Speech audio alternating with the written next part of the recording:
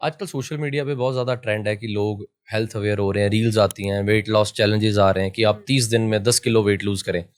तो आप बताइए कि 30 दिनों में 10 किलो वेट लूज़ हो सकता है?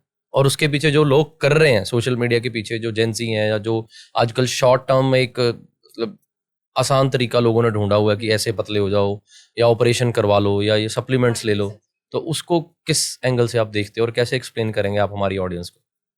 देखो, वेट लॉस जो है बेसिकली सबसे पहले तो वो कोई क्रैश कोर्स नहीं है हम्म।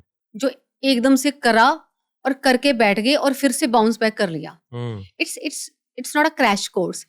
It is a basically discipline for life long. Hmm. पहली पहली बात जो ऐसा हम हैफाजेटनेस में कुछ स्टेप्स उठाते हैं, जैसे कि आजकल लोग आपने देखा है क्रैश डाइटिंग के चक्कर में, इंटरमीडिएट डाइटिंग के चक्कर के अंदर पड़ जाते हैं। कुछ कोई सी फैट डाइट कर रहा है, इवन कि लोग आजकल आपको पता है मेडिसिन पे भी जा रहे हैं, इंजेक्शंस पे भी जा रहे हैं, बिल्कुल। जो कि ओजेम्पिक, मंजैरो, सुना आपने, सब जी कुछ जी। हो रहा है ना। सो कहने का मतलब सिर्फ इतना सा है कि लोग वेट लॉस को एक गेम समझते हैं। Basically it's not a game, it's it's life.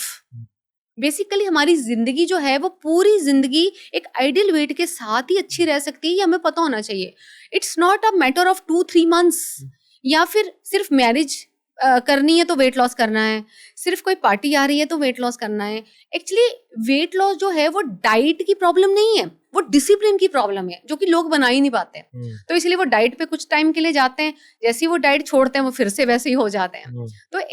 तो इस चीज के लिए मैं कभी भी अग्री नहीं करूंगी कि आप क्रैश डाइटिंग पे जाके क्रैश तरीके से वेट लॉस करो, या आप कुछ फैट डाइट्स को इंक्लूड करके आप पार्शियल वेट लॉस करो। बिकॉज इन चीजों का फायदा नहीं है, इनफैक्ट लॉन्ग टर्म नुकसान है बहुत ज्यादा। आपका पूरा मेटाबॉलिक हेल्थ डिस्टर्ब हो जाता है, इवन आपके हार्मोन डिस्टर्ब हो जाते हैं।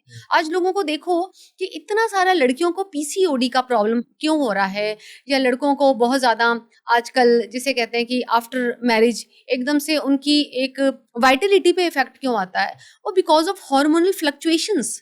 और वो हार्मोनल फ्लक्चुएशन एक दिन में थोड़ी आती है, वो तो जब आपने अपनी बॉडी को बड़ी बार टॉर्चर दिया होता है, जैसे कहते हैं ना टॉर्चर पे टॉर्चर किया होता है, कभी ये डाइट करके कभी वो डाइट करके, तब जाके हमारी बॉडी बेचारी डिप्लीट होके बीमार हो जाती है। वो अपना ही फंक्शन करना भूल जाती है जो कि वो बहुत एफिशिएंटली कर सकती है। So that is a reason, ये क्रैश डाइटिंग वाला फंडा तो I am totally against of that. तो ये तो होना नहीं चाहिए। एंड ये माइंड सेट है बेसिकली कि पूरी जिंदगी आपको कैसा रहना है। ओबेसिटी की भी कोई कैटेगरीज होती है मैम, कि जैसे कई बार लगता है हमें कि उसका सिर्फ बेली फैट ही नहीं कम हो रहा, उसका अपर फैट बहुत ज्यादा है या उसका लोअर बॉडी फैट बहुत ज्यादा है, या एक ही तरह की ओबेसिटी है सारी? बेसिकली अब जब ओबेसिटी आती है ना, तो वो आपको आपके हर बॉडी पार्ट पे आती है, जो असली ओबेसिटी होती है हम्म। आपकी हर बॉडी पार्ट पे आती है। अब आज की डेट में आपने देखा होगा लोगों का मेटाबॉलिक ओबेसिटी है। हम्म। आपने देखा होगा पतला होता है आपका जो लोअर रीजन है, बट आपका पेट बाहर होता है। बिल्कुल। पियर शेप बॉडी जिसको हम कहते हम्म। हैं, वो सीधा सीधा एक सिग्नल होता है कि you are poor in your metabolic health. But है तो वो भी ओबेसिटी ना, बिल्कुल। क्योंकि पेट जिसका बाहर है, आप सोचो उसका एब्डोमिनल फैट जिसे कहते हैं हमारा पॉट बेली, दूसरी बिल्कुल। भाषा में जब हम बोले तो हमारा पॉट बेली जो बन गया है, तो इसके अंदर जितना भी हमारा ट्रंक फैट है, जितने भी हमारे विजरास है, हमारे वाइटल ऑर्गन्स है, वो तो इसी में ही है ना सारे, इसी एरिया में सारे। और जब वो इस एरिया का फैट बढ़ जाता है, तो कहीं ना कहीं हमारे वाइटल्स, हमारी किडनीज, हमारा हार्ट, हमारी पेनक्रियास, राइट, हमारी लंग्स, ये सब डिस्टर्ब हो जाते हैं। और जिसकी वजह से अलग अलग तरीके की बीमारियां आपको लगनी शुरू हो जाती हैं। तो ओबेसिटी नो डाउट, एक तो आपको मेटाबॉलिक जो मैंने बोला वो हो जाती है, और एक ओवरऑल होती है। अब ओवरऑल में आपको पता ही है पूरा का पूरा बॉडी फूल जाता है, और कई बार तो एक ओडिमा की वजह से भी हो जाती है। कई लोगों की बॉडी वैसे ही फूल जाती है, उनके अंदर वाटर रिटेंशन बहुत ज्यादा होता है। एक्चुअली वेट नहीं होता, वो वाटर रिटेंशन वाला वेट होता है। तो there are n number of obesities, if मैं आपको बहुत डिटेल में नहीं लेके जाना चाहती, बट ये देख के पता चलता है कि किस पर्सन को कौन सा ओबेसिटी है ना।